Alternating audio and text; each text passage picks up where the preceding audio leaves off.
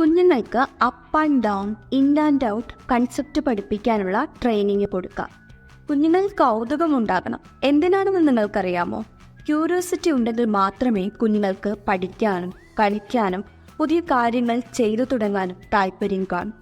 നമുക്ക് രസകരമായ ആക്ടിവിറ്റിയിലൂടെ up and down, in and out കുഞ്ഞുങ്ങളെ പഠിപ്പിക്കാം. ഇതിനായി ഒരു കാർഡ്ബോർഡ് ബോക്സും കുറച്ച് പിക്ചർ കാർഡ്സ് അല്ലെങ്കിൽ ടോയ്സ് കൊടുക്കാം. പിക്ചർ കാർഡ്സ് അല്ലെങ്കിൽ ടോയ്സ് ഉപയോഗിച്ച് കുഞ്ഞുങ്ങൾക്ക് ഓരോ ഇൻസ്ട്രക്ഷൻസ് കൊടുക്കണം.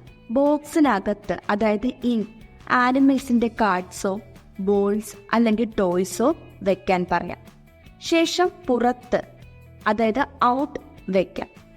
ശേഷം ബോക്സിന് മുകളിൽ അപ്പ് ബേർഡ്സ് വെക്കാം. അതിനുശേഷം അത് താഴെ ഡൗൺ വെപ്പിക്കാം. ഇത്തരത്തിൽ പ്രാക്ടീസ് ചെയ്യിപ്പിച്ചിട്ട് കുഞ്ഞിനെ കൊണ്ട് ഇങ്ങനെ പറഞ്ഞു തുടങ്ങാം. പെട്ടെന്ന് ബോക്സിനകത്ത് വയ്ക്കാം. പേര് പറഞ്ഞാൽ മനസ്സിലാക്കാത്തത് പേരന്റ് കാണിച്ചു കൊടുക്കണം.